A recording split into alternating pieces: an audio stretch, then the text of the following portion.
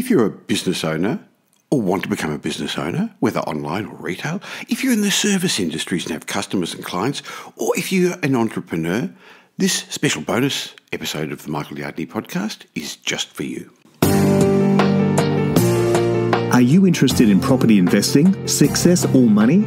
Well, you're in the right place. This is the Michael Yardney podcast, where each week you'll learn a number of new ideas regarding success, property investment and money in 20 minutes or less. Our show is brought to you by Metropole, who specialise in helping you grow, protect and pass on your wealth through strategic property advice. Now here's your host, Michael Yardney, who has once again been voted Australia's leading property investment advisor. That's the fourth time he's won a similar award in the last 6 years.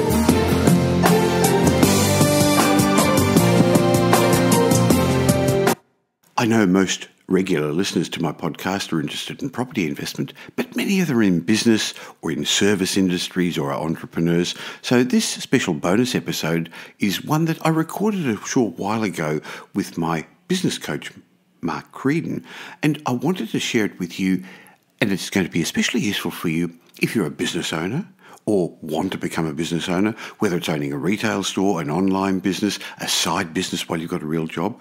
It'll be particularly interesting for you if you're in the service industries, whether you're a service professional of any sort, or whether it's a real estate agent, a health professional, somebody who's selling their services.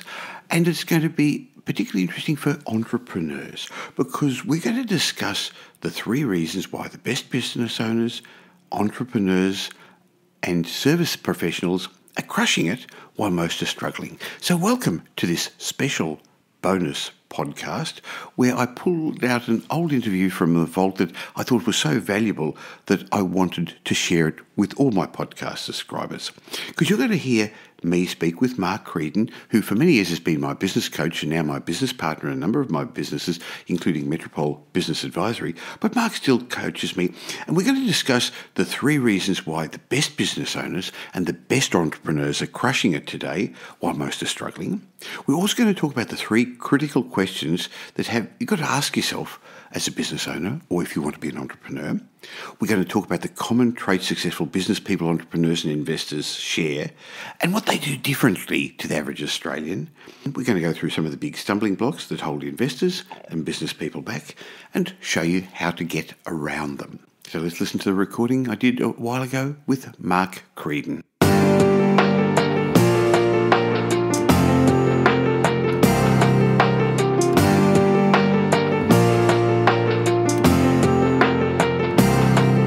Hi there, this is Michael Yardney, and in case you hadn't noticed, it's tough out there at the moment for business owners, for entrepreneurs, and actually for many people in professional practices as well. Having said that though, while many are struggling, some business owners just seem to be crushing it. So what can we learn from these successful business people? Hi, it's Michael Yardney, and today that's actually the topic of our discussion as I'm joined by Mark Creedon, Director of Metropole Business Advisory. Now, this podcast is for you if you're an entrepreneur.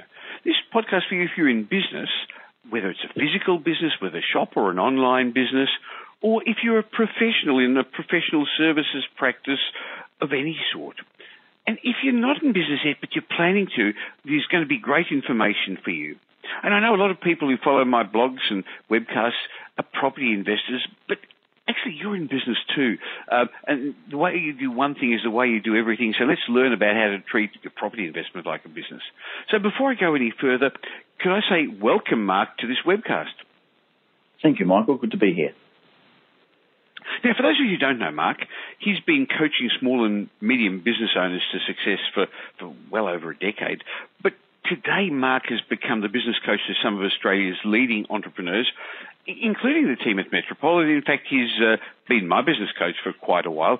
But last year, at our annual 5-day advanced workshop wealth retreat, his sessions helping business people, business owners, build real business rather than just a job. Boy, was it such a hit, and the transformation I've seen in his coaching, creating his clients a real business as well as my own. What I ended up doing after that was I actually invited Mark to be my business partner in a new division we've recently set up, Metropole Business Advisory. So, Mark, with all that and the information of dealing with businesses for so long, maybe you could give us some insight into why are some of the best business owners and entrepreneurs really crushing it this year while the majority of them are struggling? Yeah, it's a great question, Michael. People often think that there's a multitude of reasons, but in my experience working with some of the most successful business people that I work with, there's really only three reasons.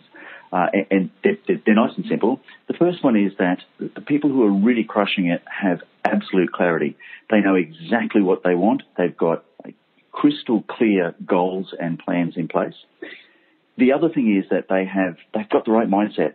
So they not only do they know what they want to achieve, they know how they're going to get there, and they've got this success mindset. So, I often say, for example, Usain Bolt doesn't stand at the starting blocks thinking that maybe he might have a chance of winning the 100-metre race. So they have this absolute winning mindset in place. And then the third thing is that they actually make sure that they have infrastructure and systems in place, and they know that whatever they're going to do, they're actually set up to scale and grow their business. So they get the business to the point where it's less reliant on them. And that's very much on point with the comment you made before about actually owning a business rather than buying themselves a job. So they're the three secrets that I see people applying who really have great success in their business. Well, Mark, let's unpack a couple of those. They've got clarity, you said. They've got vision. I agree with you there. They know what they want. And I've found that people who have got a vision, have got a mission, have got a purpose, their reticular activating system, that bit of the brain that filters out all the extraneous noise and helps you focus on what you need to do, works better. Because if you don't have it clear in your mind, it's just too easy to get distracted in today's busy world, isn't it, Mark? Yeah, it is very easy to get distracted. The other thing too, Michael, is it's like any journey that you're going on. If you don't have a crystal clear picture of exactly where you want to end up, then there's a very good chance that you'll end up somewhere completely different. So in terms of clarity, I see, business people who say, well, I'm in business because I want more money, or I want more free time, or I want more toys, or whatever, more property, whatever it might be. The people who are really successful have absolute clarity. So I want to be able to turn over X amount of money with X amount of money as retained profit. I want to work so many hours a week. I want to build an asset that is worth a certain figure at the end of a defined period of time. So clarity really comes down right through from understanding what the why they're in business, all the way through to exactly what they want to achieve and how they're going to get there. That's a good point, Mark, because when you speak to most people, they actually don't have that clarity. They say, I want a big property portfolio, or I want a successful business, or I want financial freedom, but they actually don't know exactly what that is. So how do you know you're heading there? And actually, how will you know when you're there, Mark? And that's exactly right. It's, as I said, it's like any journey. If you don't have clarity to it, and I've had people in the past say to me, I ask them what they wanted for their business, and the answer is more money. That's easy. The more money is the easy thing. You can give them $1, they've got more money, but that's not really what they're in business for, obviously. So it is getting it down to crystal clarity. Sure. The other is having the right mindset, you said. Now, all the successful business people I'm dealing with at the moment who are crushing it, I've noticed they're working even harder on their psychology, because the more they win, the further up they go, they actually push themselves out of their comfort zone again. They get into a new area of fear, of anxiety, asking yourself, am I actually good enough? Am I smart enough? Am I going to cope? So I find that they keep needing to upgrade their psychology. They spend more and more time on this every day. It's not rah-rah stuff to them, is it, Mark? No, it's not. They do spend more and more time on it, and they spend dedicated time on it. I was actually talking with a client yesterday, who's a very successful business person, and we were having this very conversation where he was saying the thing that he needs to do is to constantly push himself out of his comfort zone, constantly checking that he's not self-sabotaging somewhere along the line, and so he's constantly asking about his thinking process. So the psychology of success is vitally important in business. Having the mindset is one thing, and I used the Usain Bolt example before, that he doesn't get in on the starting blocks and just think that, hopefully maybe I can win this race. Not only does he have this absolute mindset of success and winning, but he also works on it, and successful people work on that on a daily basis, Michael. Well, I think they also have mentors. They surround themselves with a good group of people. And, there's networking functions, but most of those are pretty wasted. You've actually got to hang around with the right people. And that's actually hard. I think once you get to a particular level, a lot of business people feel isolated. Yeah, isolation's a really big thing. So for me, at networking events, you can still be quite isolated in a busy room at a networking event as well, because a lot of networking events are really around comparisons and one-upmanship as opposed to genuine support. So the thing that successful people do is, yes, they have a coach, they have a mentor, they have advisors, and they have a group of peers around them that not only drive them, but also keep them accountable. So there's the push process going on, but then there's also the checks and balances happening in accountability as well. I'm laughing, Mark, because you're my unreasonable friend and you ring me up and you see my blind spots, and I guess that's what a mentor does and what a coach does. And I think the other thing is hanging around the right people. So if you're a sporty person, bike riders will hang around other bike riders and they'll be fit and they'll go to the gym and they'll get up at 5 a.m. But that's one of the reasons we get out of the real world once a year. Me and my team personally, you as part of our team now and in the previous capacity as a coach, and with a small group of our high net worth clients and yours as well on the Gold Coast for Wealth Retreat at the end of May every year. And I think what I've found is by putting other people into a room with other movers and shakers, And there's no having to show off and there's no having to be better than the other like you see at some of these networking events. I think the atmosphere there really allows people to learn from each other and grow. There's a great sort of tribal learning atmosphere at Wealth Retreat where sort of egos are checked at the door. And everybody is there to learn. They're there to learn from the faculty. But equally importantly, they're actually there to learn from each other. And there's a massive amount of support. And Michael, you would have seen this over the years that often, when people are having lunch together or having a coffee at morning tea or afternoon tea or even afterwards, there's lots of people getting together and they're comparing notes and talking about, they're supporting and helping each other and they're listening to each other's goals and ambitions and talking about how they can actually help them and keep them accountable and support them both at Wealth Retreat and, of course, post the event as well. Sure. Well, I guess you're in an interesting position, Mark, because the first year you came along as an attendee, the first year you came along, and then you came along with Caroline, your wife, and your business partner, and I know that changed things. And then you came along as a presenter, and you wowed them. And in fact, so many people were interested in what you talked about business that there wasn't enough time. I remember last year we put on 2 extra sessions with you, some extra bonus sessions, some, I guess, breakout sessions, but it was embarrassing because there were more people in the breakout session than with the other speakers. So what do you think all that comes down to? I think the thing about Wealth Retreat, Michael, is that it's hands-on, it's not theory, it's not a talk fest. So the things that we present at Wealth Retreat are real. People actually get all of the tools, the skills, the resources they need. They get all the cheat sheets, all the information, and they kind of get the recipe for the secret sauce to be able to take that away and apply it in their business. So the whole concept of Wealth Retreat is giving people the information, but one step further, showing them how they can use that and then supporting them on that journey to actually apply it and bring about the change in their business and in their life. Yep. Now, Mark, I want to get back in a moment to talk a bit about how successful business people stay at the top of their game, because you gave me a couple of outlines there about their clarity, their mindset, the infrastructure and systems, and we'll speak a bit more about that in a second. But if we just spend one more minute talking about Wealth Retreat, if I could, I guess the concept of Wealth Retreat came around because a lot of our high net worth clients were wanting more things that weren't on the internet, things that weren't in the books. And so the concept really is to help our clients grow, maintain and protect and pass on their wealth, leaving a lifetime legacy. And more than half the people who come along to Wealth Retreat are really in a business or professional practice of some sort. So we don't only talk about property, it's not a property seminar, and we don't talk about wealth in the terms of how many dollars you've got, but it really is the way you do one thing is the way you do everything. So it helps people get a better understanding of all these things, Mark.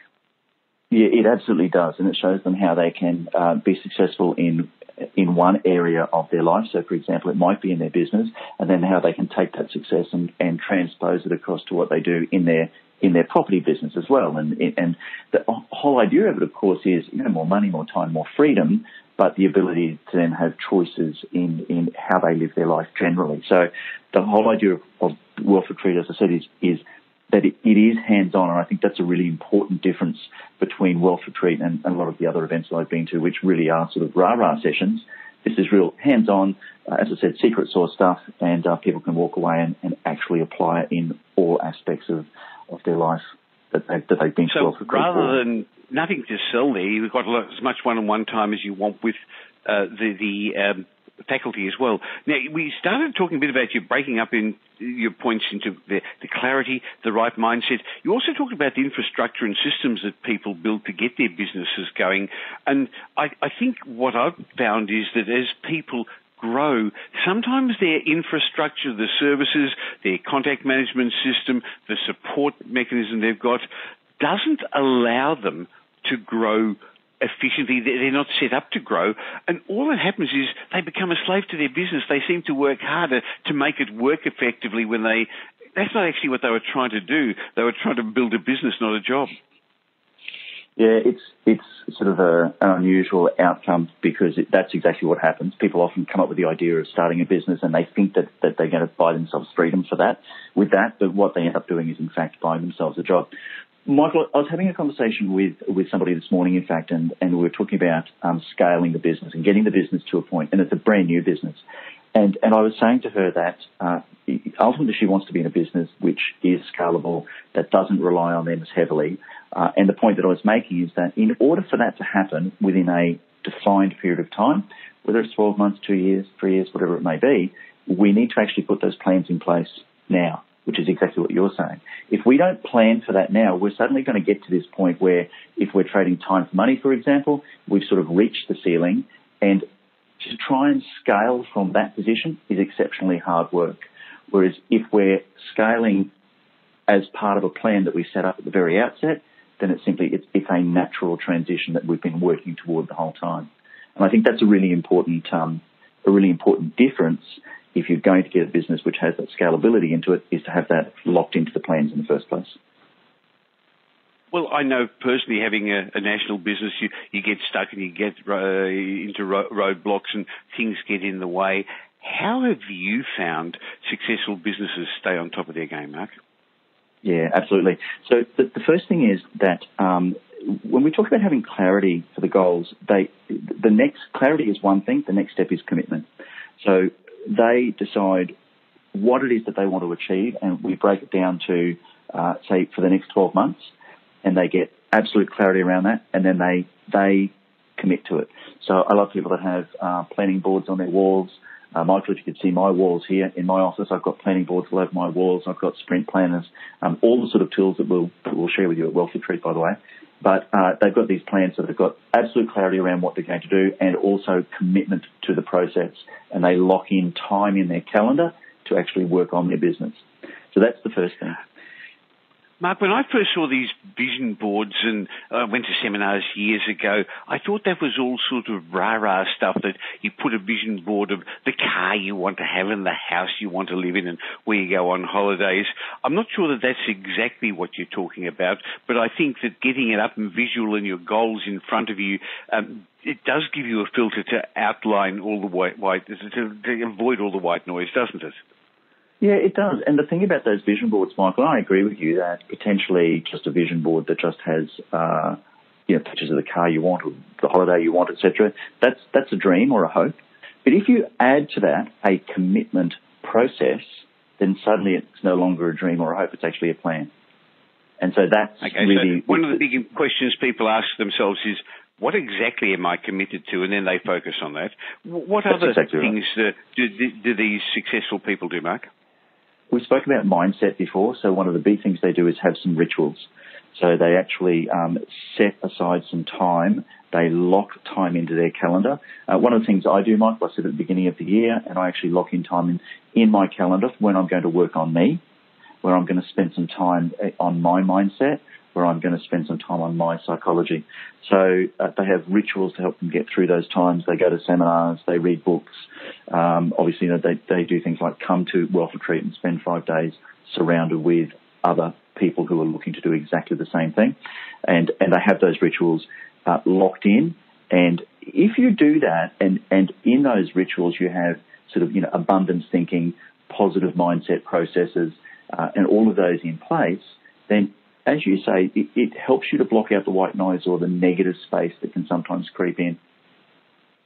I just want to make things clear that for people who are listening to this, and we keep talking about mindset and rituals, Wealth Retreat is very, very far from a rah-rah session where we don't dance on tables and we don't massage other people's shoulders and things like that. But in fact, there is the initial bit that does surprise some people when we first do it, and at the end they say, gee, that was important. If you didn't do those initial sessions about why I am where I am today, I wouldn't be able to take on all the great information. So we do start off looking a little bit at your headspace and your mindset, but what we do is we wring out the sponge of all the negative emotions or the unproductive habits and implant a whole lot of new productive habits and behaviours, and then we give you a toolkit full of tools to help you achieve whatever it is you want in the share trading, in business, in property investment, in finance.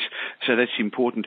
And I guess what I've learned over the years is I do have to schedule time aside for myself, and I've learned to look. I think who wrote 7 Habits? Steve Covey, 7 Habits of Highly Effective People. It was one of his habits too, wasn't it? That wealthy people, successful people, sharpen their saw. They spend time sharpening the saw to be able to be more successful. And this is what I suggest everyone should do. I know I do it. I spend time. So I set time aside to get me through the rough times, to help me persevere, to read books, to go to seminars, to have coaches, and to have accountability.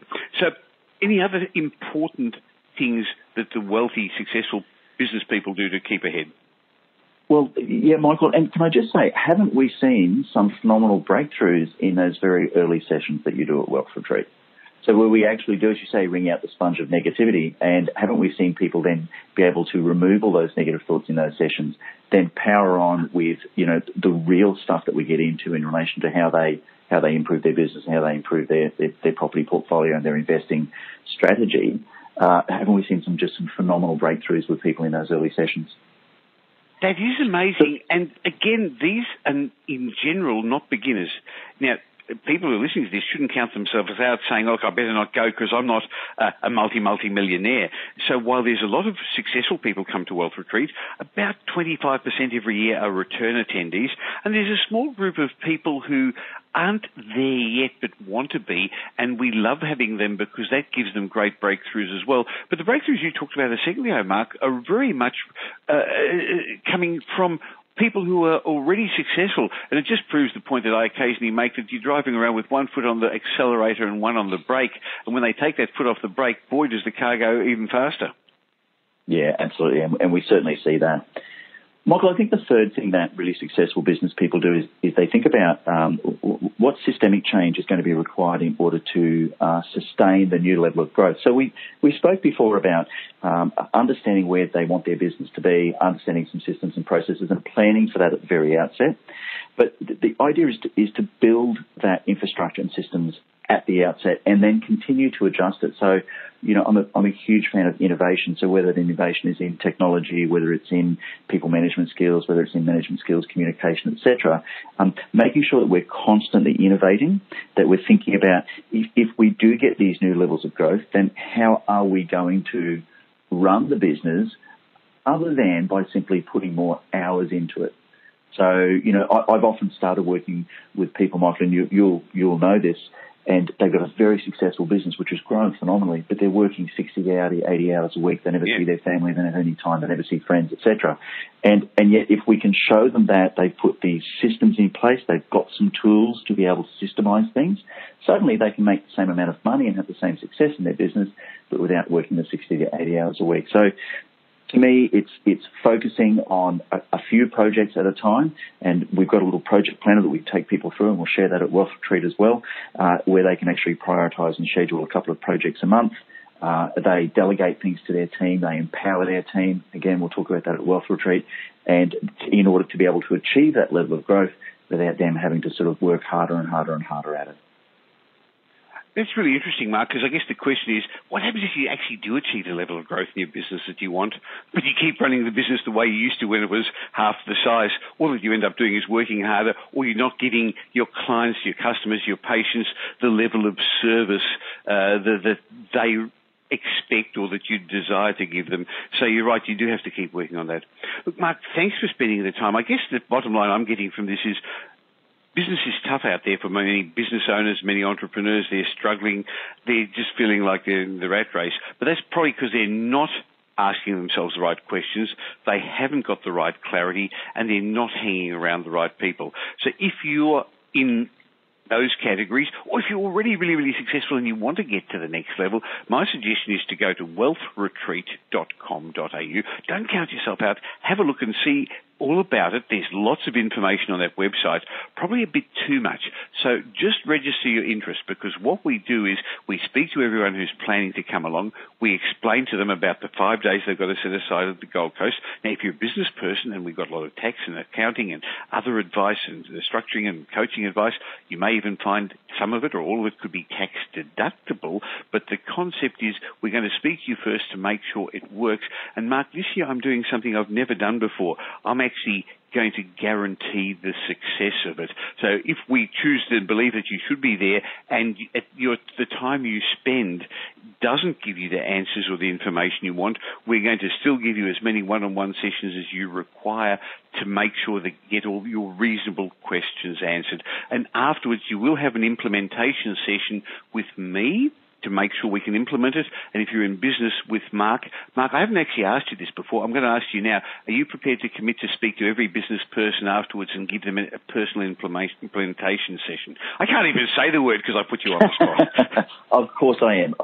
Absolutely. And that's the only way that we can make sure that they do actually succeed. And the whole concept of Wealth Retreat is to get them there, get them to learn, and then get them to implement it so that they have the success that they're looking for. Fantastic. So go to wealthretreat.com.au. Mark, thank you very much for your time on this session. And actually, I've got a couple of other questions about business I'd like to ask you. So can we run another one of these sessions in a couple of weeks' time, please? Fantastic. Love to.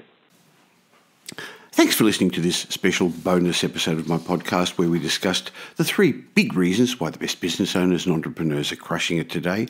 I hope you got some value from it. And if you're serious about taking your business or your business of investing to the next level, then why don't you join us at Wealth Retreat? We're going to be surrounded by a group of like-minded, successful business people, entrepreneurs and investors. We're going to be immersed for 5 days in the best information we can give you to get you from where you are to where you want to get to. And you're going to be able to have as many one-on-one sessions with the faculty, and you're going to get so much information from the people around you. I look forward to having you with me at Wealth Retreat this year in June. Thanks for listening to this week's episode of the Michael Yardney podcast, which was brought to you by Metropole, who help their clients grow, protect, and pass on their wealth through strategic property advice. If you got value from listening to this podcast, please leave us a review and we'll read it out on a future show. Just go to michaelyardneypodcast.com/review and it will take you over to iTunes where you can enter a review and let us know what you think. We'd really appreciate it. If you don't already subscribe on iTunes or on your Android phone, you'll find us there as Michael Yardney Podcast.